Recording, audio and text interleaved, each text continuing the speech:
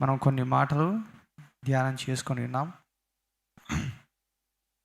సత్య సాక్షియు దేవుని సృష్టికి ఆదియునైన వాడు చెప్పు సంగతులు ఏమనగా 4 మాటలు ఇక్కడ మనం చూస్తున్నాము. ఆమేన్ అనువాడు మొదటిది, రెండవది నమ్మకమైన సత్య సాక్షి. అయితే నమ్మకమైన సత్య సాక్షి అనేది రెండు కలిపి ఒక మాటగా ఇక్కడ కనబడుతుంది. కేవలము దేవుడు నమ్మకమైన వాడు అనే మాటను గురించి, అలాగే మనము నమ్మకముగా ఉండాలి, ఎలాగూ నమ్మకముగా ఉండాలి, నమ్మకముగా మనం ఉంటే దేవుడు మనకు ఏం పని అప్పగిస్తాడు అనే మాటలు లాస్ట్ వీక్ మనం నేర్చుకుని ఉన్నాం. సత్య సాక్షి అనే మాట మనము ధ్యానం చేయడానికి సమయం సరిపోలేదు మనకు. కాకపోతే దీని గురించి అనేక విషయాలు ఉన్నాయి. ఓన్లీ ఆ ఒక్క మాట పైనే కొంచెం నేను వివరంగా చెప్పాలని ఆశపడుతున్నాను.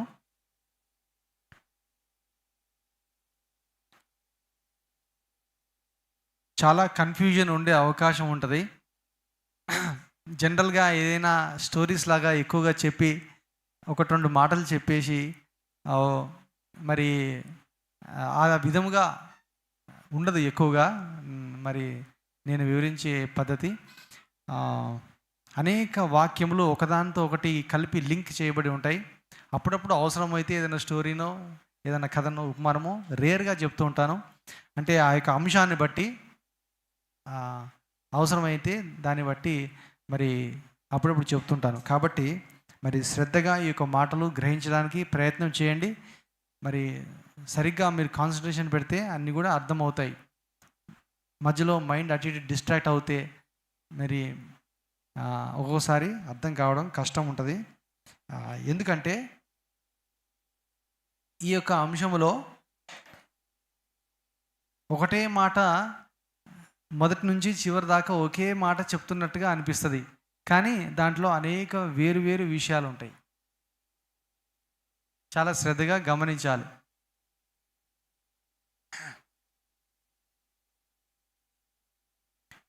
యేసు ప్రభు యొక్క పేరు ఆల్రెడీ ఆమీన్ అనువాడు అనే మాట మనం చూసాము. తాను ఆ విధంగా చెప్పుకుంటున్నాడు ప్రభు. తర్వాత నమ్మకమైన వాడు అని చెప్పుకుంటున్నాడు. ప్రభు అంటున్నాడు, నా పేరు నమ్మకమైన వాడు.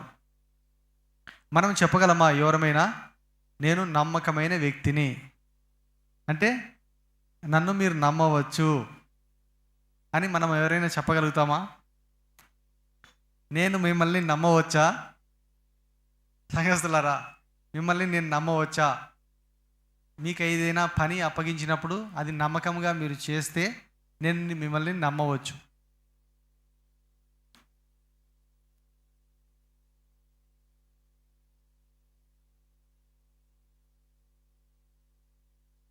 ఒక విషయం నాకు చాలా బాధ కలిగిస్తున్నది. మరి మీలో కొంతమంది మరి అనుదినం వచ్చి ప్రార్థన చేస్తామని మీరు చెప్పారు, కొంతమంది మాట ఇచ్చారు దేవునికి, కానీ మీరు దాన్ని సరిగా పాటించట్లేదు.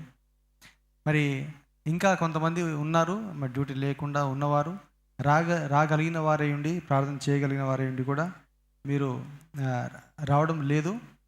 ఆ విషయం నాకు చాలా బాధ కలిగిస్తున్నది. దేవుని సన్నిధిలో మనం ఒప్పుకున్నప్పుడు దాన్ని చేస్తే దేవునికి మహిమకరంగా ఉంటుంది. అలాగే మనం చేస్తే మనం ఏమని పిలువబడతాం? నమ్మకమైన వారం అని పిలువబడతాం. లేకపోతే మాట తప్పిన వారం అయిపోతాం, నమ్మకాన్ని కోల్పోయిన వారం అవుతాం. శనివారం ప్రార్థన కావచ్చు, గొలుసు ప్రార్థన కూడా కావచ్చు, ప్రత్యేకమైన ప్రార్థన కావచ్చు, ఏదైనా కావచ్చు, సంఘంలో ఏదైనా పని కావచ్చు, ఏదైనా బాధ్యత బరువు కావచ్చు, ఏదైనా సరే అన్నీ ప్రతి చిన్న విషయంలో మనము దేవునికి లెక్క అప్పచెప్పవలసి ఉన్నది. దేవునికి స్తోత్రం చెప్దాం. హల్లెలూయా. మరి అనేకమైనటువంటి చిన్న చిన్న విషయాల్లో మనము నమ్మకముగా ఉండలేకపోతున్నాం. ఉంటున్నామా? మనం ఎన్ని విషయాల్లో తప్పిపోతున్నాము. కానీ ప్రభు నమ్మకమైన వాడు. హల్లెలూయా. అలాగే ఆయన అంటున్నాడు సత్య సాక్షి. బైబిల్లో ప్రభుని గురించి అనేక మాటలు, పేరులు చాలాసార్లు రిపీట్ అవుతూ ఉంటాయి. బైబిల్లో చాలా చోట్ల మనం చూస్తుంటాం. ఉదాహరణకి దేవుడు ప్రేమ స్వరూపి, దేవుడు ప్రేమ అయి ఉన్నాడు, దేవుని యొక్క ప్రేమ గురించి ఎన్నో చూస్తుంటాం బైబిల్లో. ఆది కాండం నుంచి ప్రకటన వరకు, చివరి వరకు అనేక మాటలు చూస్తుంటాం. దేవుడు కృపగలవాడు అని అన్నాం అనుకుందాము. బైబిల్లో అనేక చోట్ల ఆయన కరుణ గలవాడు, కృపగలవాడు, తర్వాత జాలి చూపించేవాడు అని చాలాసార్లు చూస్తూ ఉంటాం. కానీ ఇక్కడ చూడండి, ఎక్కడైనా మీరు చాలాసార్లు బైబిల్ చదివి ఉంటారు కదా. ఒక 10 times నేను బైబిల్ చదివిన వారు ఉన్నారు ఎవరైనా? చేయి చూపించండి. రత్నమ్మ గారు, ధనంజయ్. ఇంకా ఒక 10 సార్లు. మన జీవితాంతము ఏం చేస్తూ ఉండాలి? ఈ వాక్యమును పఠిస్తూ ఉండాలి, ధ్యానం చేస్తూ ఉండాలి. అబ్రహాం వాళ్ళ ఇంట్లో జాషువా గురించి, యెహోషువ గురించి మనం కొన్ని మాటలు జ్ఞాపకం చేసుకున్నాం కదా. దేవుడు యెహోషువకు ఏం చెప్పాడు? నీ బ్రతుకు దినములన్నీ ఈ యొక్క ధర్మశాస్త్ర గ్రంథమును నువ్వు చదువుచుండవలెను. దాన్ని మనం పాటించాలంటే చదవాలి, నేర్చుకోవాలి. లేకపోతే పాటించడము కష్టం. మీరు చెప్పవచ్చు, ఉదయకాలం నుంచి రాత్రి వరకు మేము పని చేసి అలసిపోతున్నాము, 1 డ్యూటీ 2 డ్యూటీలు 12 hours డ్యూటీలు ఇవన్నీ చేస్తున్నాము అని మీరు చెప్పవచ్చు. కానీ దేవుడు ఒక మాట చెప్పాడంటే దాని అర్థం ఏమిటి? మనకు ఆయన ధర్మశాస్త్రాన్ని చదువుకోవడానికి సమయం ఉంటుంది అని. ఉంటుందా ఉండదా? కొంచెం తక్కువ సమయమైనా సరే, కొంచెం సమయమైనా సరే దేవుడు మనకు సమయం ఇస్తాడు. కాబట్టి ఉదయకాలము, రాత్రికాలము, సాయంకాలము మీకు సమయం దొరికినప్పుడల్లా ప్రభు యొక్క వాక్యమును మీరు ధ్యానము చేస్తూ ఉండండి, చదువుతూ ఉండండి. టీవీకి కేటాయించే సమయము, ఫోన్కి కేటాయించే సమయము కొంచెం కట్ చేసుకుంటే మనం వాక్యం చదువుకోవడానికి అవకాశము దొరుకుతుంది. సత్య సాక్షి అని పిలువబడుతున్నటువంటి ప్రభు, ఎవరికి ఉన్నది పేరు? సత్య సాక్షి అని. యేసు ప్రభుకి సత్య సాక్షి అంటే అర్థం ఏమిటి? సత్య సాక్షి అనగా నిజమైన సాక్ష్యము చెప్పేవాడు. అనగా ఆ సాక్ష్యంలో అబద్ధము లేదు, వ్యర్థమైన మాటలు లేవు. అవి కేవలము సత్యమైనటువంటి మాటలు, నిజమైన మాటలు. యేసు ప్రభు చెప్పే మాటలన్నీ కూడా నిజమైనవి, సత్యమైనవి, నమ్మదగినవి. ప్రభు ఎలాగైతే నమ్మదగిన వాడై ఉన్నాడో, ఆ నమ్మకం అనేది ఎలా వస్తుంది? మాటలోనే వస్తుంది. ఒక మాట మీద మనం నిలబడితే అది మనము నమ్మకముగా ఉన్నట్టు. ఒక మాటను ఒప్పుకొని మనం చేస్తే నమ్మకముగా ఉన్నట్టు.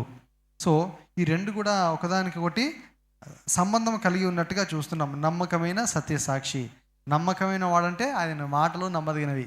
సత్యసాక్షి అంటే నిజమైన సాక్ష్యము కలిగిన వాడు అని అర్థము. యేసు ఒక మాట దానికంటే ముందు మొట్టమొదటిగా వాక్యంలోకి వెళ్ళడానికి ముందు ఒక మాట సామెతల్లో ఉన్నది, 14వ అధ్యాయంలో 25వ వచనంలో ఉన్నది. ఒక చక్కని మాట ఉంది, త్వరగా తీస్తే చదవండి. నిజము పలుకు మనుషులను రక్షించును. నిజము పలుకు సాక్షి మనుష్యులను రక్షించును. చాలు. నిజము పలుకు సాక్షి, సత్యము సత్య సాక్షి, ఈ రెండింటికి కొంచెం సంబంధం ఉన్నట్టుగా ఉంది కదా. సత్య సాక్షి అని పిలువబడుతున్నటువంటి మన ప్రభు నిజము పలికే సాక్షి ఏం చేస్తాడంట? మనుషులను రక్షిస్తాడు. యేసు ప్రభు కూడా మనల్ని ఏం చేశాడు? రక్షించాడు. హల్లెలూయా.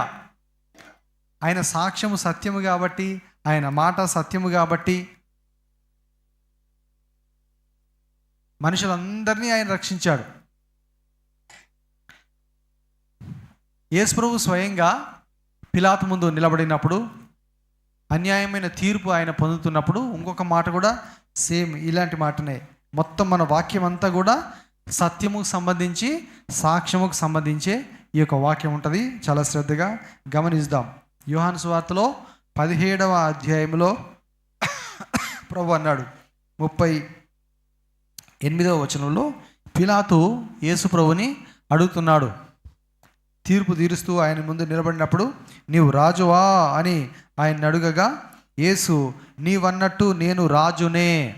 యేసు ప్రభు పిలాతుతో మాట్లాడుతున్నాడు. పిలాతు ఎవరు? ఒక రాజే, గవర్నర్. యూదయ ప్రాంతం అంతటికి పిలాతు రాజుగా ఉన్నాడు. ఆ రాజు భూ సంబంధమైన లోక సంబంధమైన ఒక రాజు యేసు ప్రభుని ఏమడుగుతున్నాడు? నీవు రాజువా? Are you a king? Yes I am అని ఆయన అడగగా, యేసు నీవన్నట్టు నేను రాజునే. As you say, yes I am the king. నేను రాజునే. ఇప్పుడు చూడండి, సత్యమును గూర్చి సాక్ష్యం ఇచ్చుటకు నేను పుట్టి తిని. గట్టిగా దేవునికి స్తోత్రం చెల్లిద్దాం. హల్లెలూయా. సత్యమును గూర్చి సాక్ష్యం ఇచ్చుటకు నేను పుట్టి తిని, ఇందు నిమిత్తమే ఈ లోకమునకు వచ్చి తిని. సత్య సంబంధి అయిన ప్రతివాడును నా మాట వినును. అందుకు పిలాతు, సత్యమనగా ఏమిటి? సత్యాన్ని గురించి సాక్ష్యం ఇవ్వడానికి నేను పుట్టాను, సత్యము మాట్లాడడానికే పుట్టాను, ఆ సత్యానికి సాక్షిగా ఉండడానికే నేను పుట్టాను. ఇప్పుడు చూడండి, యోహాను రాసిన ప్రకటన గ్రంథంలో సత్య సాక్షి అని పిలువబడుతున్నాడు. కానీ ఆయన చనిపోయే టైంకి ముందు, అందుకే నేను పుట్టాను, సత్యాన్ని గురించి సాక్ష్యం ఇవ్వడానికి, నిజము చెప్పడానికి. సృష్టి ఎందుకు పుట్టింది, మనుషులు ఎలాగ పుట్టారు, ఎలాగో పాపం వచ్చింది, ఎలాగో పాప విముక్తి పొందుతారు, ఎలాగో పరలోకానికి వెళ్తారు, ఎలాగో దేవుని చూస్తారు, ఎలాగో పరిశుద్ధులు అవుతారు, దేవుని రాజ్యం అంటే ఏమిటి, పరలోక రాజ్యం అంటే ఏమిటి అనే సత్యము చెప్పడానికి, నేను సాక్ష్యము చెప్పడానికి పుట్టాను. హల్లెలూయా. అందుకే ఆయన సత్యసాక్షి అని పిలవడానికి యోగ్యుడిగా మనం చూస్తున్నాము. సత్యం అనగా ఏమిటి? ఆ జవాబు ఇక్కడ ఉన్నది చూడండి. ఆ సత్యం ఏమిటో అప్పుడు పిలాతుకి ప్రభు చెప్పలేదు, కానీ యోహాను తాను రాసినటువంటి మొదటి పత్రికలో ఇలాగ చెప్తున్నాడు. సత్యమును గురించి సాక్ష్యము. ఆ సాక్ష్యం ఏమిటి? మొదటి యోహాను పత్రిక 5వ అధ్యాయము 11వ వచనం. ఆ సాక్ష్యము ఏమనగా, దేవుడు మనకు నిత్య జీవమును దయచేసెను, ఈ జీవము ఆయన కుమారుని యందు ఉన్నది. దేవుని కుమారుని అంగీకరించువాడు జీవము గలవాడు, దేవుని కుమారుని అంగీకరింపనివాడు జీవము లేనివాడు. ఈ సత్యమును నేను తెలియపరచడానికి ఈ లోకంలోనికి వచ్చాను. ఈ సత్యమును గ్రహించిన వారందరూ ప్రభు వైపునకు తిరుగుతున్నారు. అనేక మంది తిరిగారు, శిష్యులు ఆయన వైపు తిరిగారు. హల్లెలూయా. కానీ కొంతమంది తిరగలేదు.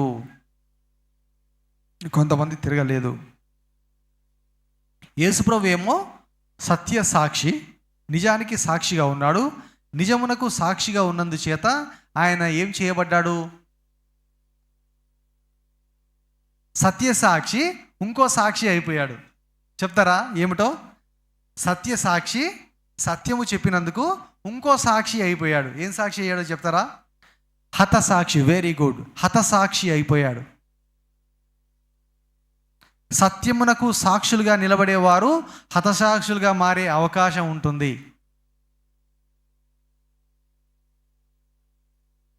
కొంతమంది సత్యసాక్షులుగా మారారు, హతసాక్షులుగా అనేక మంది మారారు. యేసుప్రభు అన్నాడు, హేబేలు రక్తం మొదలుకొని జకరియా రక్తం వరకు. జకరియా ప్రవక్తను కూడా మరి చంపారు, అనేక మందిని చంపారు. పౌలు భక్తుడు చనిపోయాడు, పేతురు భక్తుడు చనిపోయాడు. పేతురుని ఎలా సిలువ వేశారో తల క్రిందులుగా చేసి ఆయన్ని సిలువ వేశారు. అనేక మంది శిష్యులను చంపారు. ఆల్రెడీ అపోస్తల కార్యంలో మరి యాకోబు అనేటువంటి ఇంకొక శిష్యుని ఏం చేశారు? కత్తి చేత చంపారు. ఇలాగూ అందరు శిష్యులు దాదాపుగా హతసాక్షులు అయిపోయారు. అయితే ఈ ప్రకటన గ్రంథము ఎవరైతే రాస్తున్నారో ఆ భక్తుని పేరేంటి? యోహాను. యోహాన్ని డొమిషన్ చక్రవర్తి ఏం చేశాడంటే, కాగుతూ ఉన్నటువంటి నూనెలో, మసలుతూ ఉన్నటువంటి నూనెలో పడవేశారు. పడవేస్తే యోహానికి ఏమీ కాలేదు. దేవునికి స్తోత్రం చెప్దాం. హల్లెలూయా. చాలా ఆశ్చర్యపోయారు ప్రజలు. అసలు నమ్మశక్యంగా ఉన్నది, అర్థం కావట్లేదు. ఏమిటి ఇది? కాగుతూ మసలుతూ ఉన్న నూనెలో వేస్తే ఆయనకి ఏమి కాలేదు. ఇక ఈయన జోలికి ఎందుకు మనం పోవడమని చెప్పేసి అతన్ని తీసేసి పద్మాసు అనే ద్వీపం, ఒక ఐలాండ్, అక్కడ తీసుకుపోయి పడేశారు. ఈ పద్మాసు అనే ద్వీపం కూడా ఏమిటంటే అనేక మంది ఖైదీలను, కొంతమందిని అక్కడ పడవేస్తారు. అది ఏమిటంటే దానికి ఒక పేరుంది. పద్మాస్ అనే ద్వీపానికి ఒక పేరుంది, ఓపెన్ జైల్. చెప్పండి, ఏంటది? Open jail. ఇంకా అక్కడ గేట్లు ఉండవు, గోడలు ఉండవు, గేట్లు ఉండవు, ఏముండవు, ఓపెన్ ల్యాండ్ అంతే. కానీ ఏం జరుగుతుంది అక్కడంటే కఠినమైన బానిస పని. అక్కడ ఖైదీలుగా పడిపోయిన వారి చేత కఠినమైన బానిస పని చేయిస్తూ ఉంటారు. ఇనుము పని, రాయి పని, ఆ పని, ఈ పని, బరువైన బరువులు మోయుట, చేయుట, సరైన తిండి లేక, సరైన నీళ్లు లేక పని చేసి చేసి చేసి చేసి వాళ్ళు చనిపోతారు. అలాంటి పని చేస్తూ ఉండగా అతడు ఆ పద్మాసు అనే ద్వీపంలో పరవాసిగా ఉండగా దేవుడు అతన్ని ఆత్మవశునిగా చేసి ఈ దర్శనంలో అనుగ్రహించాడు. హల్లెలూయా.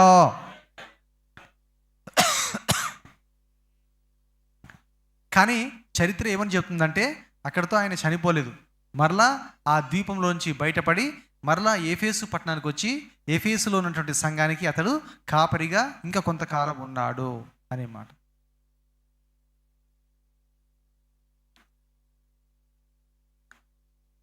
సత్యం కోసం కొంతమంది హతసాక్షులు అయిపోతున్నారు. కానీ కొంతమంది ఏం చేస్తున్నారు తెలుసా?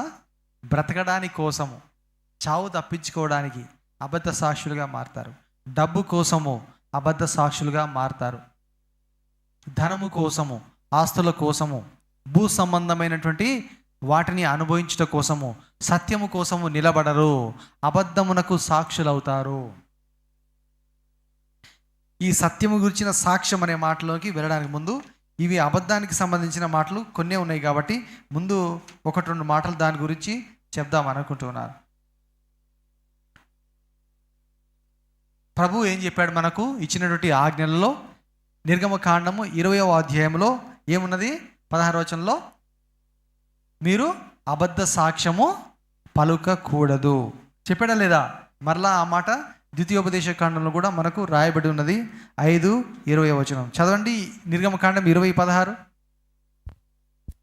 నీ పొరుగు వాని మీద అబద్ధ సాక్ష్యము పలకకూడదు. చాలు. దేవుడు ఏమన్నాడు? నేను మిమ్మును నా పోలికలో సృష్టించాను, మీరు దేవుని పోలి నడుచుకునడి అని పౌలు చెప్తున్నాడు. నేను దేవుని పోలి నడుచుకొనుచున్న ప్రకారము మీరును దేవుని పోలి నడుచుకొనడి అని పౌలు చెప్పాడు. ఏమిటి దేవునికి ఉన్న పోలిక? ఆయనకున్న అనేక పోలికలలో ఇది కూడా ఒకటి. ఏమిటది? ఆయన యందు సత్యం ఉన్నది, ఆయన యందు అబద్ధము లేదు. దేవునికి స్తోత్రం. హల్లెలూయా. ఆయనలో అన్యాయము లేదు, ఆయన నమ్మకమైన వాడు, మాట తప్పని వాడు. మనము ఆయన పోలికలోనికి మార్చబడుట అంటే అర్థం ఏమిటి? మన సాక్ష్యము సత్యమై ఉండాలి, అబద్ధమునకు సాక్షులుగా ఉండకూడదు.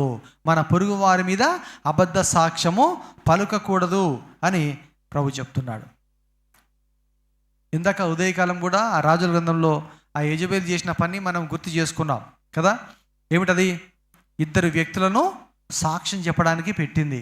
ఎవరిని చెప్పడానికి? అమాయకుడైన ఒక వ్యక్తిని చంపడానికి. ఈ వాక్యం నేను సిద్ధపడుతుండగా నాకు ఒక వ్యక్తి గుర్తుకొచ్చాడు. తెలుసా? ఎవరో తెలుసా? ఆయన పేరే సత్యం. పేరే సత్యం.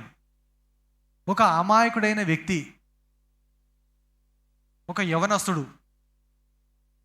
ఇప్పుడు అందరూ మర్చిపోయారు ఆయన గురించి. ఎందుకో ఈ వాక్యం నేను సిద్ధపడుతుండగా నాకు జ్ఞాపకం వచ్చాడు ఆ పిల్లవాడు. ఎవరో ఒక పేరు గాంచినటువంటి ఒక వ్యక్తి, రాజకీయ సంబంధించిన వ్యక్తి ఏదో హత్య చేస్తే ఏదో కేసులో ఆయన్ని తప్పించడానికి పోయి అక్కడ ఈ పోలీసులు అంతా కలిసి ఏం చేశారు? ఒక వ్యక్తిని పట్టుకొచ్చారు. సత్యం అనేటువంటి కుర్రవాడు. అతన్ని జైల్లో పెట్టి, బాధ పెట్టి, హింసించి తర్వాత బయటికి తీస్తే ఆయన కాలు సరిగా పనిచేయట్లేదు, చెయ్యి సరిగా పనిచేయట్లేదు. నడవడానికి రాకుండా అయిపోయాడు. అంతే థర్డ్ డిగ్రీ లెవెల్ ప్రయోగించి రకరకాలుగా అతన్ని హింసించి చాలా బాధ పెట్టారు. అమాయకుడైన వ్యక్తి. అంటే ఏమైంది అక్కడ? సాక్ష్యము తారుమారు అయిపోయింది. ఒక వ్యక్తికి బదులుగా ఇంకొక వ్యక్తిని శిక్షిస్తున్నారు, అవమానపరుస్తున్నారు, బాధ పెడుతున్నారు. మీకు జ్ఞాపకం ఉందా? ఆ కుర్రవాడి పేరు సత్యం. బలైపోయాడు అనవసరంగా. కోర్టులలో న్యాయవాదులు, లాయర్లు వాళ్ళు ఏం చేస్తున్నారు? అబద్ధ సాక్ష్యములు చెప్పి కేసులు మరి తారుమారు చేస్తుండడం వల్ల ఎంతో అన్యాయము ప్రజలకు జరిగిపోతుంది. నీతిమంతులకు, నమ్మకమైన వ్యక్తులకు, పాపము చేయని వారికి, తప్పు చేయని వారికి ఏం జరిగిపోతుంది? అన్యాయము జరిగిపోతున్నది. అబద్ధ సాక్ష్యము ఎంత ఘోరమైన పని చేస్తుందో చూడండి. ఏం చేసింది యెజబెలు? 2 వ్యక్తులను తీసుకుని వచ్చి వారికి లంచం ఇచ్చి, డబ్బులు ఇచ్చి వారి చేత తప్పుడు మాట చెప్పించింది. లంచము ఏం చేస్తుందంట? లంచము మనుషుల కనులకు గ్రుడ్డితనము కలగజేస్తుంది. డబ్బు కోసం వాళ్ళు ఏ పనైనా చేస్తారు. అంటే డబ్బు ఎంత మోసకరంగా ఉన్నది చూడండి. నిజమైన సాక్ష్యము కాకుండా అబద్ధ సాక్ష్యము చెప్పించడానికి ధనమును, డబ్బును ప్రజలు వాడుకుంటూ ఉన్నారు. ఇంకా వేరే మాటలన్నీ చెప్పాలనుకోవట్లేదు. ఓన్లీ డైరెక్ట్గా యేసు ప్రభువు గురించిన మాటనే చెప్తాను. చూడండి, మత్తయి సువార్త 26వ అధ్యాయం. మత్తయి సువార్త 26, 59, 60 వచనాలు. ప్రధాన యాజకులను మహాసభ వారందరూ యేసుని చంపవలెనని ఆయనకు విరోధముగా అబద్ధ సాక్ష్యము వెదకుచుండిరి. కానీ అబద్ధ సాక్షులు అనేకులు వచ్చినను సాక్ష్యం ఏమీ దొరకలేదు. గట్టిగా దేవునికి స్తోత్రం చెల్లిద్దాం. హల్లెలూయా. సత్య సాక్ష్యము, అబద్ధ సాక్ష్యము. సత్యమునకు సాక్షులు, అబద్ధమునకు సాక్షులు. యేసుప్రభు సత్యసాక్షి. యేసుప్రభును వెంబడించేవారు సత్యసాక్షులుగా ఉంటారు. అవసరమైతే హతసాక్షులుగా ఆయన మారతారు. కానీ డబ్బు కోసం ఆశపడేవారు ఏం చేస్తారు? యూదా ఇస్కరియోతు ఏం చేశాడు? 30 వెండి నాణెముల కొరకు తన సొంత గురువును అప్పగించాడు. మరలా వెంటనే ఏమైపోయింది? ఇంటికి పోయాడు. ఆయనకు అదే మెదడులో మసులుతూ ఉంది యూదా ఇస్కరియోతుకి. అయ్యో, నేను నీతిమంతుణ్ణి అప్పగిస్తున్నాను, ఏ తప్పు చేయలేడు ఆయన అని చెప్పేసి మరలా వచ్చాడు. ప్రధాన యాజకుల దగ్గరికి వచ్చాడు ఇస్కరియోతు. అయ్యా, నేను అనవసరంగా నా ప్రభుని అప్పగించాను, ఈ డబ్బులు మీరు తీసేసుకోండి అంటే. మాకేం సంబంధం అయ్యా, వద్దు మాకు డబ్బులు అంటే. ఆయన అక్కడ పడేసి వెళ్తే ఆ డబ్బుని తీసుకుని వాళ్ళు ఏం చేశారంటే ఒక పొలం, సమాధుల కోసం ఒక పొలం పాల్గొన్నారు. యూదా ఏం చేశాడు? ఇంటికి వెళ్ళిపోయి ఉరి వేసేసుకున్నాడు. 30 వెండి నాణేలు దేనికైనా ఉపయోగపడ్డాయా? ఎన్ని వెండి నాణేలు? 30 వెండి నాణెములు. బహుశా అది ఏంటి? ఒక కూలివాని యొక్క జీతము. కూలివాని యొక్క జీతం. యేసు ప్రభు యొక్క జీవితాన్ని ఒక కూలివాని జీతంతో విలువ కట్టి ప్రభుని అప్పగించేశాడు యూదా ఇస్కరియోతు. ఎంత ఘోరమైన పరిస్థితి. తాత్కాలికంగా ఉండే డబ్బు, కొంతకాలం ఉండే డబ్బు, తర్వాత ఆవిరైపోయే డబ్బు, దేనికో ఖర్చు అయిపోయే డబ్బు. కానీ సాక్ష్యం అనేది ఏమిటి? ఎల్లప్పుడూ ఉంటుంది. సాక్ష్యం అనేది, మనం చేసిన పని అనేది జీవితాంతము ఉంటుంది. మనం చేసింది మన మైండ్లోంచి పోదు, ఎప్పటికీ మనల్ని వెంటాడుతూ ఉంటుంది. మేలు చేస్తే ఆ క్రియలు మనతో వస్తాయి, కీడు చేస్తే ఆ యొక్క చెడు పని మనస్సాక్షిని జీవితాంతము గద్దిస్తూ గద్దిస్తూ గద్దిస్తూ ఉంటుంది. ఇప్పుడు ఎవరైనా చెప్తారు, ఇదిగో పలాని వాడిని ఇట్లా చేశాడు, ఇట్లా చేశాడు. ఆ సాక్ష్యము అలాగే ఉండిపోతుంది. ఒక మరక వస్త్రములకు అంటినట్టుగా, మురికి అంటినట్టుగా, మురికి ఒక మచ్చ. దేహములో పుట్టుమచ్చలు అంటారు కదా, మోల్స్ ఉంటాయి కదా. అందరికి ఉన్నాయా లేదా పుట్టుమచ్చలు? 10th క్లాస్ సర్టిఫికేట్లో అది రాస్తారు. బాడీ మీద మోల్స్ ఎక్కడెక్కడ ఉన్నాయి, మచ్చలు ఎక్కడ ఉన్నాయి. ఎక్కడైనా కొన్ని ఫామ్స్ ఫిలప్ చేసినప్పుడు, అప్లికేషన్స్ ఫిలప్ చేసినప్పుడు ఆ మచ్చలు బాడీ అంటే అవి గుర్తుగా, ఈయనే ఆ మనిషి అని చెప్పడానికి ప్రూఫ్గా ఆ మచ్చలు. మన జీవితం అంటే ఏమిటి? మన సాక్ష్యమే మన జీవితం. మన సాక్ష్యమే మన జీవితం, మన మాటలే మన జీవితం. నీ మాటనే నువ్వు, నీ సాక్ష్యమే నువ్వు చేసే పనే నువ్వు, నీ యొక్క ఆలోచననే నువ్వు వేరు, నువ్వు చేసే పని వేరు కాదు. నీ క్రియలే నువ్వు. సత్యానికి సాక్షిగా ఉంటున్నావా? అబద్ధమునకు సాక్షిగా ఉంటున్నావా?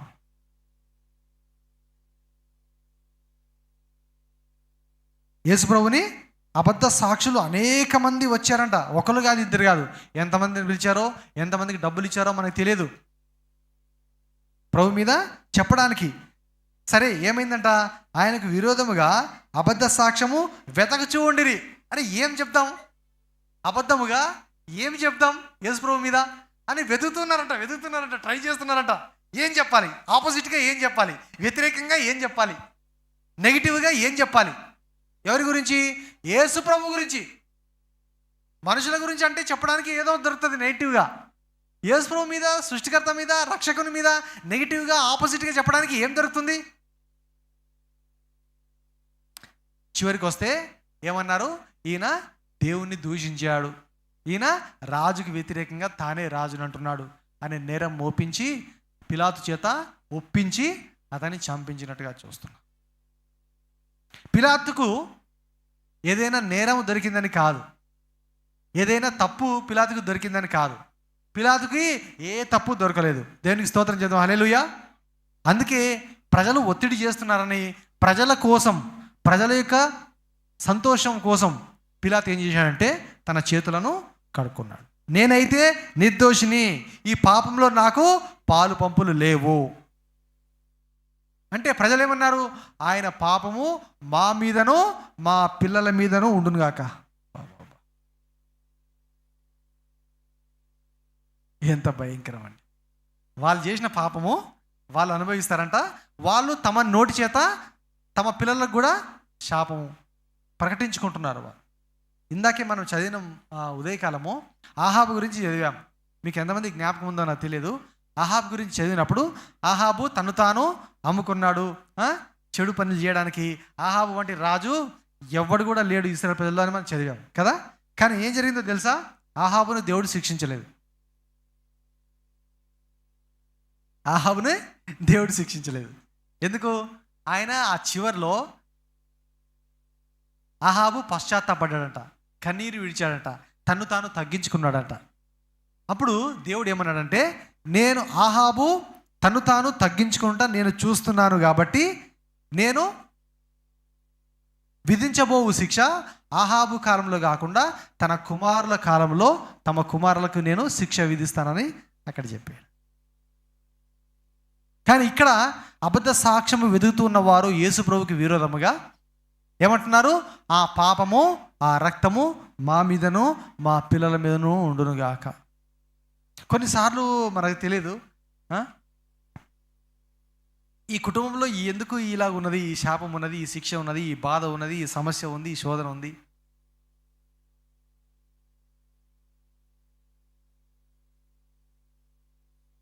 అని ఆలోచన చేస్తూ ఉంటాం. అందుకే ఈ నిర్గమ కాండంలో 20వ అధ్యాయం అనుకుంటా, అక్కడే ఒక మాట ఉన్నది చూడండి.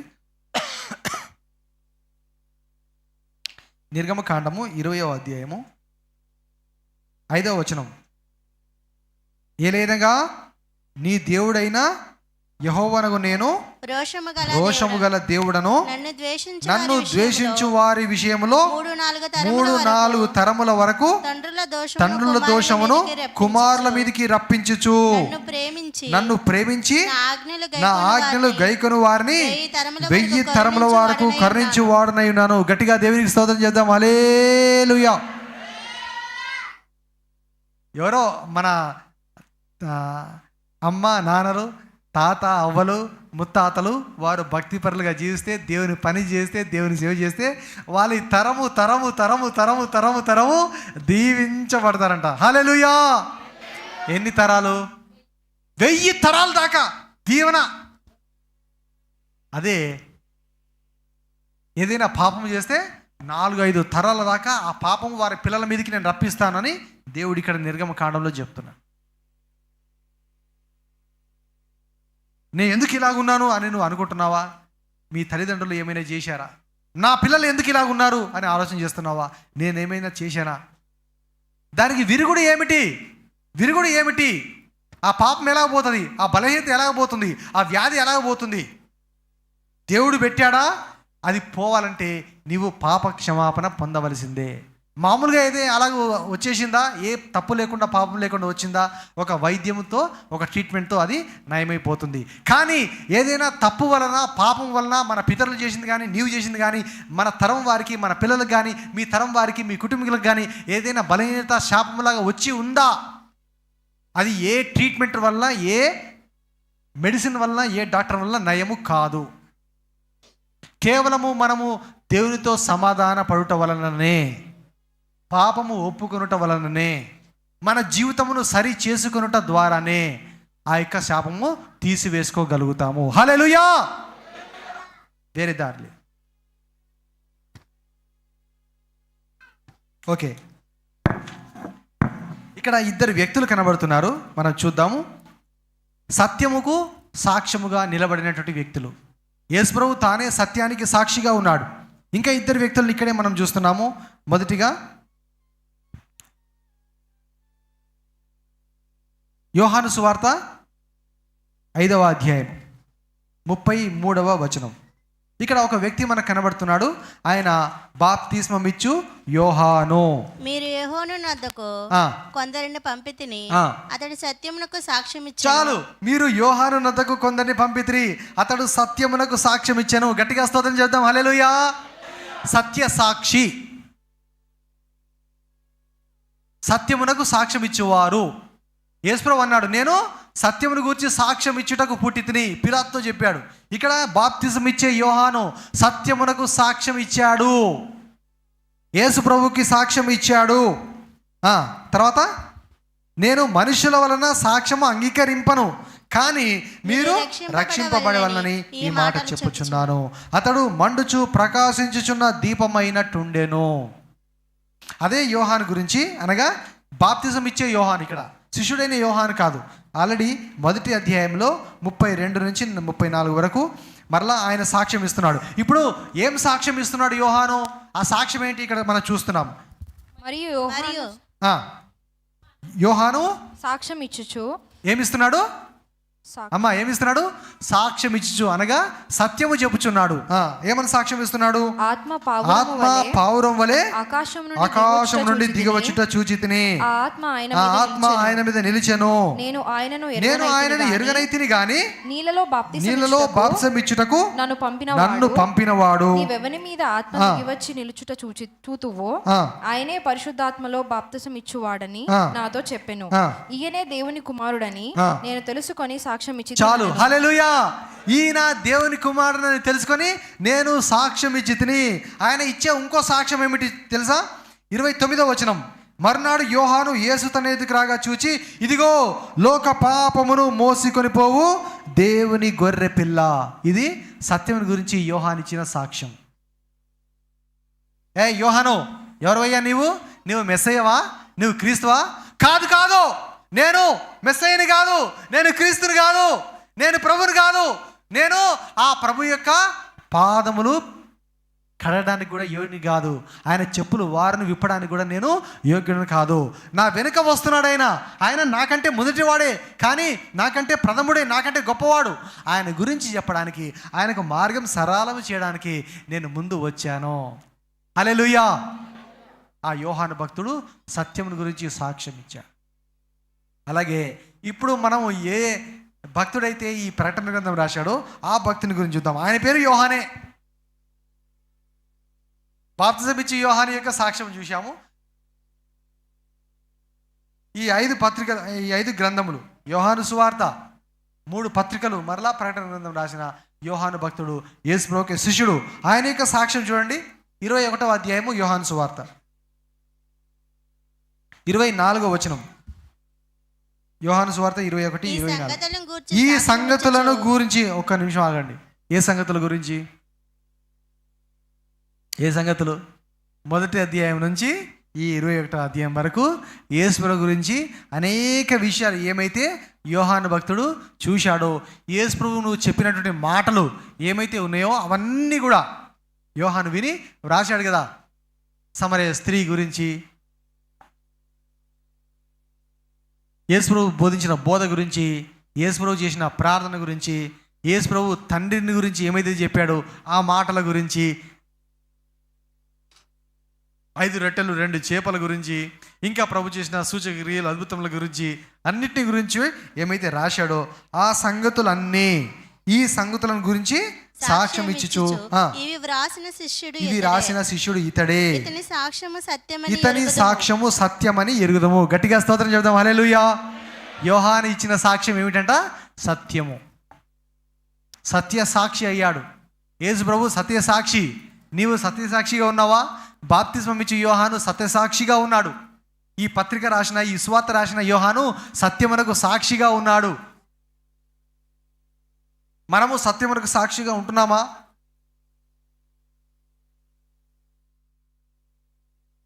నేననే అనేక అబద్ధములు ఆడి వచ్చిండవచ్చు నీవు ఈరోజు ఉదయకాలం ప్రభు సన్నిధికి. వారంలో 7 రోజులు 7 అబద్ధాలు ఆడి ఉండవచ్చు నీవు. ఒక విషయం, మన జీవితంలో అబద్ధం ఉంటే ఎన్నడూ మనం సత్యానికి సాక్షిగా ఉండలేము, ప్రభుకి సాక్షిగా ఉండలేము. దేవుని సాక్ష్యం అనగా దేవుని గురించిన మాటలు, పరలోకాన్ని గురించి, నిత్య జీవనం గురించి మనము ఎవరికి చెప్పజాలము. మనలో ఉన్నటువంటి అబద్ధము, మోసము, అన్యాయము సమస్తం పూర్తిగా తుడిచిపెట్టబడాలి. సత్యానికి మనల్ని మనము ప్రతిష్ఠ చేసుకోవాలి. యేసు ప్రభు ప్రార్థన చేశాడు కదా. యోహాను 17వ అధ్యాయంలో తండ్రికి ప్రార్థన చేస్తున్నాడు. ఏమని ప్రార్థన చేస్తున్నాడు? ప్రభువా, సత్యమందు వీరిని ప్రతిష్ఠించుము. హల్లెలూయా. కూర్చోమ్మా, కూర్చోండి, అల్లరి చేయొద్దు. పిల్లలు కూర్చోనన్నా కూర్చో. ఎవరిని తీరనివ్వకండి. సత్యమందు వారిని ప్రతిష్ఠించుము అన్నాడు ప్రభు. అని ఏమన్నాడు? ఆ 17వ అధ్యాయం యోహాను సువార్తలో, నీ వాక్యమే సత్యము. హల్లెలూయా. ఏమిటి సత్యము? నీ వాక్యమే. ఇది ఈ బైబిల్ గ్రంథము, ఈ వాక్యమే సత్యం. ఆదియందు వాక్యం ఉండెను, వాక్యము దేవుని యొద్ద ఉండెను, ఆ వాక్యమే శరీరధారై కృపా సత్య సంపన్నుడుగా మన మధ్యలో నివసించెను. సత్యమునకు సాక్షులు అంటే ఇప్పుడు చెప్పండి అర్థం ఏమిటి? ఆయన వాక్యమునకు సాక్షులుగా ఉండుట. సత్యసాక్షి అంటే ఏంటి? ఆయన వాక్యమునకు సాక్షులమై ఉండుట, ఈ జీవ గ్రంథమునకు సాక్షులమై ఉండుట.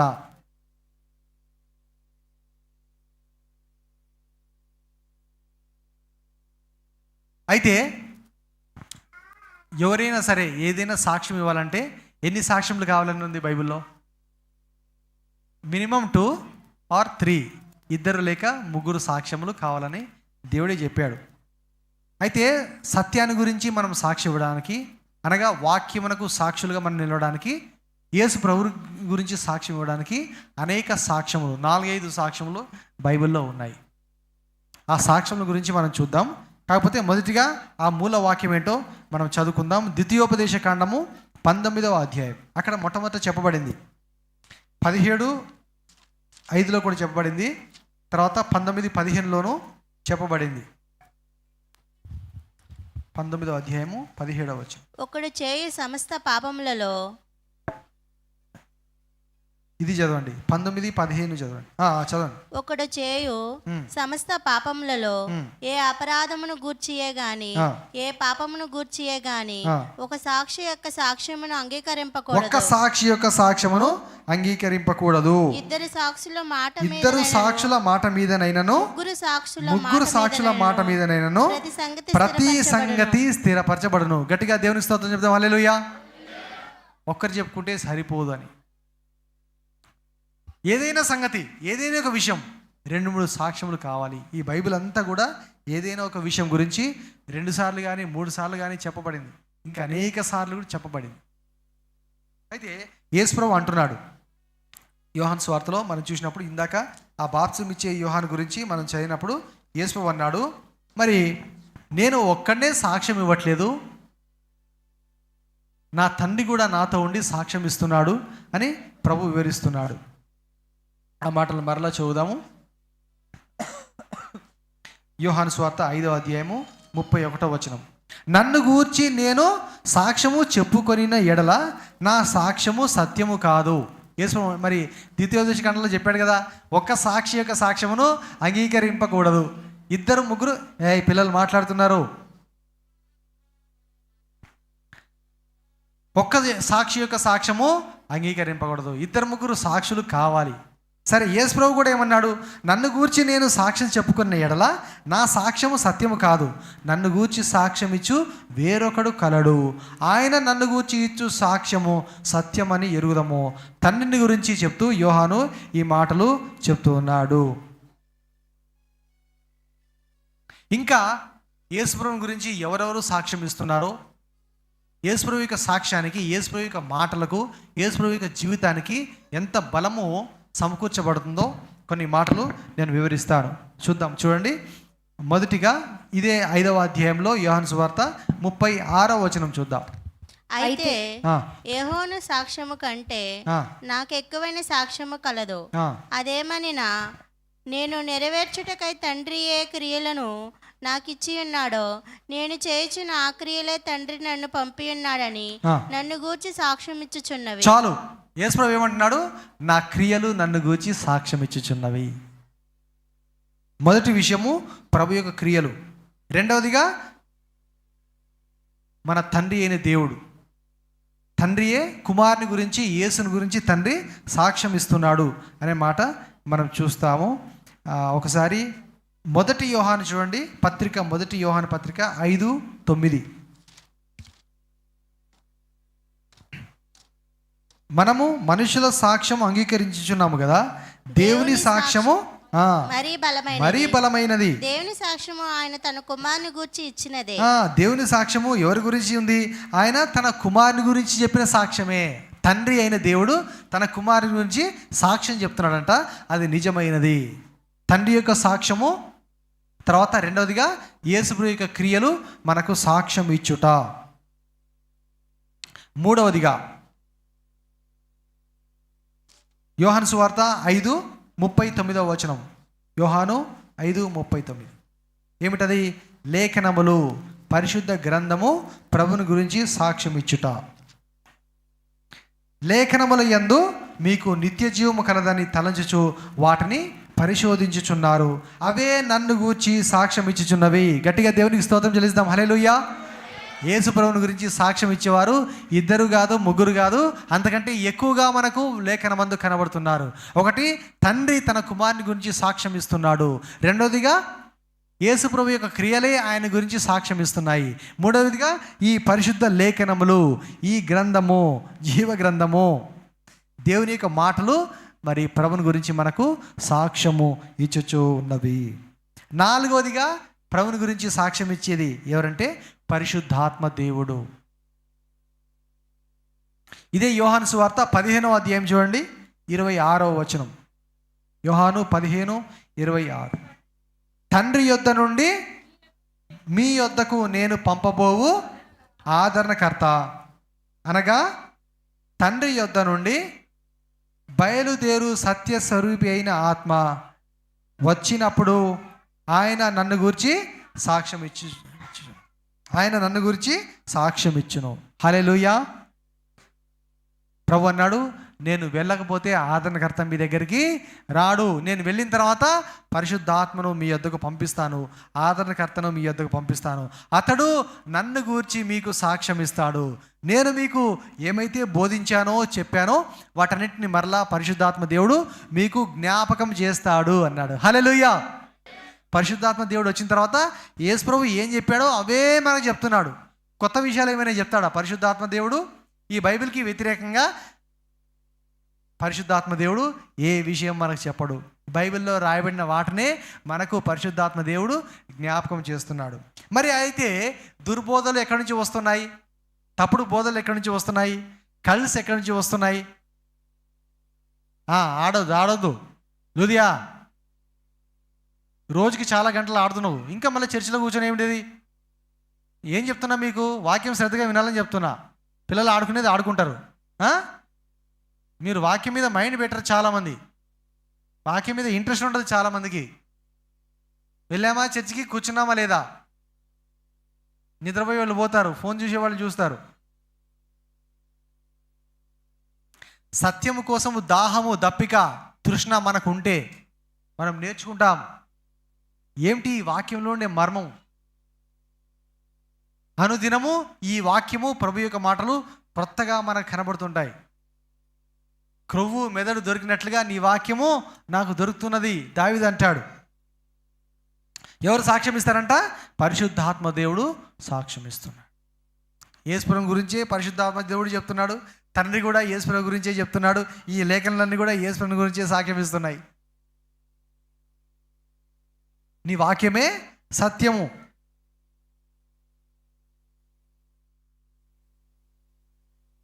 అలాగే యోహాను తాను రాసిన పత్రికలోనూ ఈ యొక్క మాటను వివరించి చెప్తున్నాడు. సాక్ష్యం ఇచ్చేవారు ముగ్గురు అంటాడు ఆయన. మీకు తెలుసా? జ్ఞాపకం ఉందా? చదివారా ఈ మాటని? 1 యోహాను పత్రిక 5వ అధ్యాయం 6వ వచనం 7వ వచనం చదువుదాం. నీళ్ళ ద్వారానో రక్తము ద్వారానో వచ్చినవాడు ఈయనే, అనగా యేసుక్రీస్తే. ఈయన నీళ్ళతో మాత్రమే గాక నీళ్లతోనూ రక్తముతోనూ వచ్చెను. ఆత్మ సత్యము. ఆత్మ సత్యము. చూడండి, ఆత్మ ఏమిటంట? సత్యము. యేసుప్రభు ఎవరు? యేసుప్రభు ఎవరు? సత్యము. ఆత్మ ఎవరు? సత్యము. ఆయన లేఖనములు సత్యము. మన దేవుడు సత్యవంతుడు. ఆత్మ సత్యము గనక సాక్ష్యం ఇచ్చేవాడు ఆత్మయే. ఆత్మ కూడా ఇప్పుడు సాక్ష్యం ఇస్తున్నాడు. సాక్ష్యం ఇచ్చువారు ముగ్గురు. సాక్ష్యం ఇచ్చువారు ముగ్గురు అనగా ఆత్మయు నీళ్లును రక్తమును ఈ ముగ్గురు ఏకీభవించి ఉన్నారు. మనము మనుషుల సాక్ష్యము అంగీకరించుచున్నాము గదా, దేవుని సాక్ష్యము మరీ బలమైనది. దేవుని సాక్ష్యము ఆయన తన కుమారుని గూర్చి ఇచ్చినదే. ఇంకా కిందికి, దేవుని కుమారుని యందు విశ్వాసముంచువాడు తనలోనే ఈ సాక్ష్యము కలిగి ఉన్నాడు. గట్టిగా దేవునికి స్తోత్రం చెల్లిద్దాం. హల్లెలూయా. ఎవరైతే దేవుని యందు విశ్వాసం ఉంచుతారో, ప్రభుని ఎవరైతే విశ్వాసం ఉంచుతారో, ఎవరైతే నమ్ముకుంటారో, వారందరూ కూడా ఈ యొక్క సాక్ష్యము తమ లోపల కలిగి ఉన్నారంట. సత్యాన్ని గురించిన సాక్ష్యము మన లోపల కలిగి ఉంటామని చెప్తున్నాడు. ఇంకో మాట కూడా ఉంది అక్కడ. దేవుడు నమ్మని వాడు ఆయన తన కుమారుని గూర్చి ఇచ్చిన సాక్ష్యమును నమ్మలేదు గనక అతడు దేవుని అబద్ధికునిగా చేసిన వాడే. చాలు. ఎవరైతే ప్రభుని నమ్మరో వారు ప్రభుని అబద్ధికునిగా చేస్తున్నారు. ఎందుకంటే ఆ నిజమైన సాక్ష్యము వారిలో లేదు కాబట్టి. సో ఈ 5 రకమైన సాక్ష్యము ప్రభుని గురించి మనకు సాక్ష్యం చెబుతూ ఉన్నాయి. ఇందాక మనం చదివాము ఇక్కడ 1 యోహాను 5:10 9 చదివాము. మనము మనుషుల సాక్ష్యం అంగీకరించుచున్నాము, అనగా మనల్ని కూడా దేవుడు తన కోసం సాక్ష్యం ఇవ్వడానికి ఎన్నుకున్నాడు. తండ్రి సాక్ష్యం ఇస్తున్నాడు, పరిశుద్ధాత్మ దేవుడు సాక్ష్యం ఇస్తున్నాడు, లేఖనములు ఆయన గురించి సాక్ష్యం ఇస్తున్నాయి. మనం కూడా ఆయనకు సాక్ష్యం ఇవ్వాలని ప్రభు మన ఎడల కృపను చూపించి ఉన్నాడు, మన మీద కనికరం చూపించి ఉన్నాడు. హల్లెలూయా. ఎంతోమంది ప్రభుని గురించి సాక్ష్యం ఇచ్చారు. బాప్తిసం ఇచ్చే యోహాను గురించి మనం చూసాం. భక్తుడైన యేసు యొక్క శిష్యుడైన యోహాను గురించి మనం చూసాం. పౌలు భక్తుడు సాక్ష్యం ఇచ్చాడు. ఒకసారి చూడండి 22 అపోస్తల కార్యములు 15. అపోస్తల కార్యములు 22:15. నీవు కన్న వాటిని గూర్చియు విన్న వాటిని గూర్చియు సకల మనుషుల ఎదుట ఆయనకు సాక్షివై ఉందువు అని దేవుడు పౌలుకి, ఆయన దమస్కుకి వెళ్తూ ఉన్నప్పుడు తన శిష్యులని బంధించడానికి, హింసించడానికి పౌలు తనతో పాటు కొంతమందిని తీసుకొని వెళ్తూ ఉండగా మార్గ మధ్యంలో ప్రభు అతన్ని దర్శించాడు. అతనితో మాట్లాడాడు. నీవు మరి ప్రజలందరికీ నాకు సాక్షివై ఉంటావు. యేసు ప్రభుని గురించి సాక్ష్యం ఎంత గొప్పది. అలాంటి వ్యక్తికి గొప్ప భాగ్యము దేవుడు అనుగ్రహించినట్టుగా చూస్తున్నాం. సమయం లేదు కాబట్టి నేను అన్ని జస్ట్ చదివించాను రెఫరెన్స్లు. మరి అపోస్తలు కూడా 2:40 చూస్తే ఆ శిష్యులందరూ కూడా ప్రభువుని గురించి సాక్ష్యం చెప్తూ ఉన్నారు. ప్రకటన గ్రంథంలో మనము ఈ మధ్య వేరే సంఘానికి సంబంధించి ఆయన 2వ అధ్యాయంలో మనం చూసాము. అంతిప అనే వ్యక్తి గురించి, బహుశా అది 2వ సంఘం అనుకుంటా. ఆ అంతిప అనే వ్యక్తి నా కోసం సాక్షిగా నిలబడ్డాడని మరి ఆయన గురించిన మాట రాయబడి ఉంది. 2:13 సాతాను సింహాసనం ఉన్న స్థలంలో నీవు కాపురం ఉన్నవాడిని నేను ఎరుగుదును, మరియు సాతాను కాపురం ఉన్న ఆ స్థలంలో నా యందు విశ్వాసివై ఉండి నన్ను గూర్చి సాక్షి అయిన అంతిప ఎనువాడు మీ మధ్యను చంపబడిన దినములలో నీవు నా నామము గట్టిగా చేపట్టి నా యందుల విశ్వాసమును విసర్జింపలేదని నేను ఎరుగుదును. దేవునికి స్తోత్రం చేద్దాం. హల్లెలూయా. అంతిప అనే వ్యక్తి ఏమయ్యాడంట? యేసు ప్రభు కోసం సాక్షిగా నిలబడి హతసాక్షి అయిపోయాడు.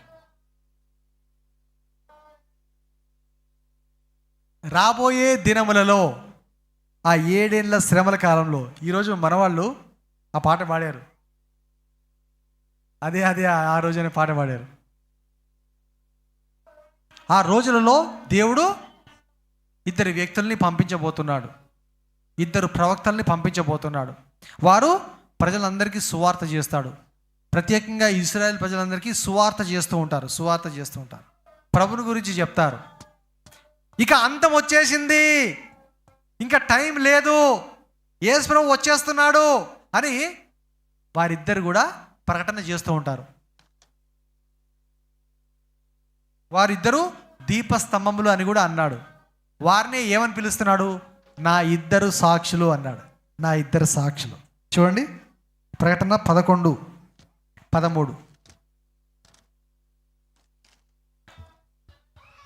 ఆ గడియలోనే గొప్ప భూకంపము కలిగినందున కాదు మూడో వచనం 11:3 నేను నా 2 సాక్షులకు అధికారం ఇచ్చెదను. వారు గోనెపట్ట ధరించుకొని 1260 దినములు ప్రవచింతురు. చాలు, ఇంకా చాలా మాటలు ఉన్నాయి వారి గురించి. అక్కడ ఏమున్నాయి?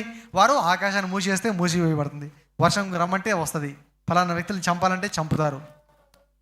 గొప్ప అధికారము, గొప్ప బలం కలిగి ఉంటారు. నా 2 సాక్షులకు నేను అధికారం ఇస్తాను. హల్లెలూయా. సత్య సాక్షిగా ఎంతమంది ఉండాలనుకుంటున్నారు? ఎవరైతే ప్రభు కోసం సాక్షిగా ఉండాలనుకుంటున్నారో వారికి దేవుడు ఏం చేస్తానంటున్నాడు? అధికారం ఇస్తానంటున్నాడు. అధికారం ఇస్తాడు, బలము ఇస్తాడు. అనేక సూచక క్రియలు చేయడానికి, అద్భుత కార్యములు చేయడానికి, రోగములను స్వస్థపరచడానికి, అనేక మందిని బాగు చేయడానికి, తన మాటలు ప్రజలకు తెలియపరచడానికి, పరలోక రాజ్యంలోనికి అనేక మందిని చేర్పించడానికి దేవుడు అధికారం అనుగ్రహిస్తాడు. ఆయన సర్వాధికారిని దేవుడు మనకు ఆ అధికారం ఇస్తానని చెప్తూ ఉన్నాడు.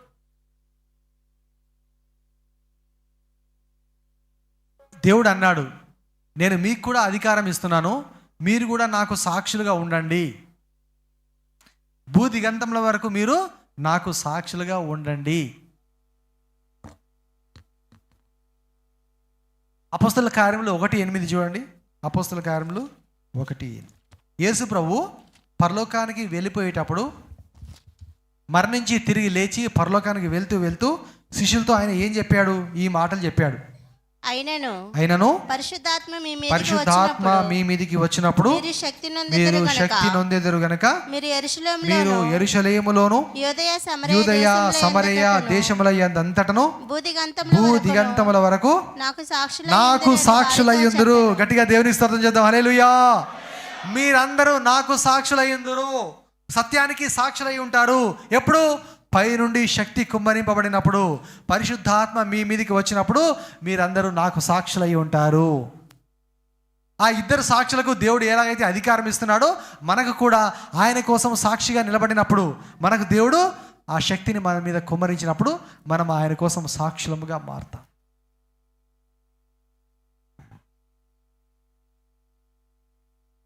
క్రైస్తవులుగా మారి, విశ్వాసులుగా మారి ఇంకా చాలా కాలం అయిపోతూ ఉన్నా కూడా అబద్ధికులుగా ఉండేవారు చాలామంది, అబద్ధం చెప్పేవారు చాలామంది, మాట మీద నిలబడని వారు చాలామంది. అలాంటప్పుడు సత్యానికి సాక్షిగా దేవుడు నిన్ను పిలవాలంటే ఎలా? దేవుడు నిన్ను వాడుకోవాలంటే ఎలా? సత్యానికి సాక్షిగా ఉండే వాళ్ళ మీద ఆత్మ కుమ్మరింపబడుతుంది, వారికి అధికారం అనుగ్రహించబడుతుంది, వారు భూలోకమంతటను ప్రభుకి సాక్షులై ఉంటారు. కానీ నీవు ఆ అర్హతను ఎందుకు సంపాదించుకోలేకపోతున్నావు? ప్రభువు నిన్ను సాక్షిగా ఉండడానికి ఎందుకు పిలవడం లేదు అంటే, నీలో ఇంకా అబద్ధం ఉన్నదేమో, మోసం ఉన్నదేమో, అన్యాయం ఉన్నదేమో, యథార్థత లేదేమో. సరి చేసుకుంటావా ఈరోజే నీ యొక్క జీవితాన్ని? చివరిగా ఒక మాట, హెబ్రీ పత్రిక 12:1. ఇంత గొప్ప సాక్షి సమూహము మేఘము వలె మనలను ఆవరించి ఉన్నందున. ఒక్క నిమిషం ఆగు. సాక్ష్యం చెప్పారు, ఎంతమంది ఉన్నారంట? గొప్ప సమూహముగా ఉన్నారు. యేసు ప్రభు ఒక్కడు, ఆయన పేరు సత్య సాక్షి. కానీ ఆ సత్యాన్ని గురించి సాక్ష్యం ఇవ్వడానికి తండ్రితో పాటు, పరిశుద్ధాత్మతో పాటు, లేఖనములతో పాటు అనేక మంది భక్త జన సమూహమును ప్రభు ఏర్పాటు చేసుకున్నాడు. హల్లెలూయా! ఇంత గొప్ప సాక్షి సమూహం అనే బైబిల్లో ఆదికాండం నుంచి ప్రకటన దాకా మనం చూసిన భక్తుల సమూహం అంతా, ఆ యోహాను, ఈ యోహాను, ఆ పేతురు, ఈ యాకోబు, ఆ అబ్రహాము, ఈ ఇర్మియా, ఆ యేషయా, సమూహం అంతా మనలో ఉండే సమూహం, మనలో ఉండే సేవకులు, భక్తులు, సువార్థికులు అందరు కలిపి గొప్ప సాక్షి సమూహమై మేఘము వలె మనల్ని ఆవరించి ఉన్నందున మనము కూడా ప్రతి భారమును సులువుగా చిక్కులో పెట్టు పాపం. ఎలా పాపం ఎలా చేస్తారంట మనుషులు? సులువుగా చిక్కుల్లో పెడుతుంది. విడిచిపెట్టి విశ్వాసమునకు కర్తయు దాని కొనసాగించు వాడునైనా యేసు వైపు చూచుచు మన ఎదుట ఉంచబడిన పందెములో ఓపికతో పరిగెత్తుదాం వచ్చాను. ఆ పాపము చాలా సింపుల్గా, సులువుగా మళ్ళీ ఇరికిస్తుందంట. ఎవడో అంటాడు, అరే రండ్రా, ఎవరు? ఫ్రెండే ఉంటారు, ఏం కాదురా, తాగిరా కొంచెం అంటాడు. ఓహో, ఇది తాగడమే కదా అని మెల్లగా తాగేస్తాడు. మెల్లమెల్లగా ఏమైపోతుంది? అలవాటు అయిపోతుంది. మెల్లగా ఏమైపోతుంది? ట్రెండే ఎక్కువైపోతాడు. ఇంకా లోక స్నేహమే ఎక్కువైపోతుంది. ఇంకా మెల్లమెల్లగా ఏమైపోతుంది? చర్చి రావడం మానేస్తారు. ఆ పాపము ఇంకా దేవుడి సన్నిధిగా రానివ్వదు, మోకరించనివ్వదు, ప్రార్థన చేయనివ్వదు, బైబిల్ చదవనివ్వదు. అరే ఒక్క మాట అబద్ధం ఆడరా, ఒక్క రోజు రా, నా కోసం రా, ఒక్క చిన్న మాట అబద్ధం ఆడరా, అబద్ధం అయిపోయింది. మెల్లమెల్లగా అది అలవాటైపోతుంది. ఇంకా జీవితంలో అబద్ధం ఆడకుండా ఉండలేని పరిస్థితి వచ్చేస్తుంది. ఒరే ఒక చిన్న దొంగతనం చేయరా, ఒక చిన్న దొంగతనం, ప్రభువా ఒక్కసారి చేస్తున్నాను నాయన, ఇంకోసారి చేయండి నాన్న, ఒక్కసారి స్టార్ట్ అయ్యి దొంగ అయిపోతాడు మనిషి. పాపము ఎలా వస్తుంది? సులువుగా చిక్కులో పెట్టే చిన్న పాపం నుంచి పెద్ద పాపం వరకు. ఒక స్టోరీ చెప్తుంటారు కదా, మా డాడీ చెప్పేవాడు, మా అన్న కూడా కొన్నిసార్లు చెప్పాడు. ఏంటది? ఒక తల్లి తన కుమారునికి ఒక సూది దొంగతనం చేస్తే వాడు తల్లి కొట్టలేదంట, గద్దించలేదంట, సరిచేయలేదంట. వాడు పెద్ద గజ దొంగ అయిపోయి కోర్టులో నిలబడ్డాడు. నీ ఆఖరి కోరిక ఏంట్రా బాబు అంటే, మా అమ్మను ఒకసారి తీసుకొని రండి అన్నాడట. అమ్మని తీసుకొని వచ్చాడంట. వాడు ఏం చేశాడంట, అక్కడ నుంచి వాళ్ళ అమ్మను చెంపను బట్టి గట్టిగా కొరికేశాడట. కొరికి వాడు ఏడ్చి, అమ్మా నేను పిల్లవాడిగా ఉన్నప్పుడు ఆ చిన్న సూది దొంగతనం చేసినప్పుడు నన్ను నువ్వు కొట్టి ఉంటే, నన్ను గద్దించి ఉంటే, నన్ను సరిచేసి ఉంటే నేను ఈరోజు ఈ గజ దొంగగా మారేవాడిని కాదు. అబద్ధం చెప్తే సరి చేయండి, దొంగతనం చేస్తే సరి చేయండి. ముందుగా మీరు అబద్ధికులుగా ఉండకండి, దొంగలుగా ఉండకండి, మోసగండ్లుగా ఉండకండి, యథార్థవంతులుగా ఉండండి, మాదిరిగా ఉండండి, సత్యానికి సాక్షులుగా ఉండండి. అవసరమైతే హత సాక్షులం అవుదాం ప్రభు కోసం.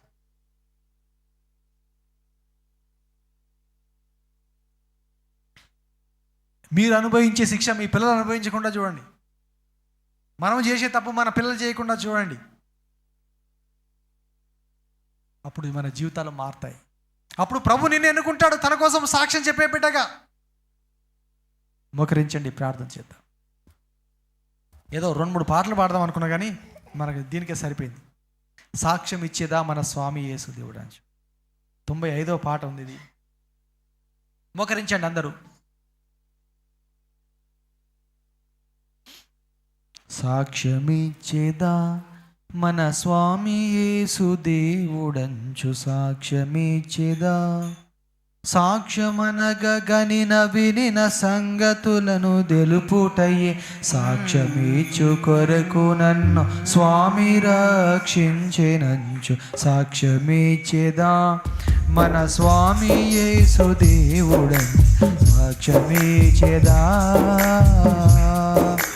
దిక్కు దశయు లేని నన్ను దేవుడెంతో కనికరించి, దిక్కు దశయు లేని నన్ను దేవుడెంతో కనికరించి, మక్కువతో నాకు నెట్లు మనశ్శాంతినిచ్చినాడు, సాక్ష్యమిచ్చేదా మన స్వామి యేసు దేవుడంచు, సాక్ష్యమిచ్చేదా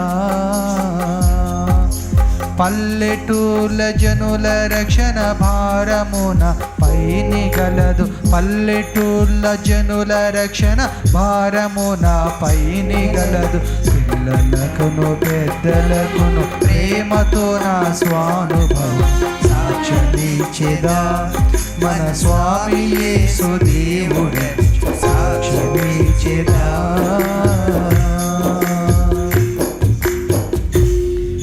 ప్రభువా, సత్య సాక్షి అని పేరు కలిగిన దేవుడు, సత్యానికి సాక్ష్యం ఇవ్వడానికి పుట్టావు. మేము కూడా నిన్ను పోలి ఉండుటకు, సత్యమునకు సాక్షులుగా ఉంటకు సహాయం చేయండి. ప్రతిష్ఠించుకోండి, సత్యమందు ప్రత్యేకపరచుకోండి. మాలో అబద్ధము, మోసము, అన్యాయము సమస్తము తొలగించండి, పరిశుద్ధపరచండి. మీ ఆత్మను మా మీద కుమ్మరించండి. మీ యొక్క ఆత్మ కలిగిన వారమై ఆత్మ ద్వారా సత్యము చెప్పుటకు, సాక్ష్యము చెప్పుటకు, నీ వాక్యమును బోధించుటకు, ప్రజలకి ఈ సత్యాన్ని బోధించుటకు ఎన్నుకోండి నాయన. ప్రతిష్ఠించుకోండి, ప్రత్యేకపరచండి, ఆశీర్వదించండి. వాక్యాన్ని అందరి హృదయంలో ఫలింపచేయండి. యేసు నామమున వేడుచున్నాను తండ్రి, ఆమేన్.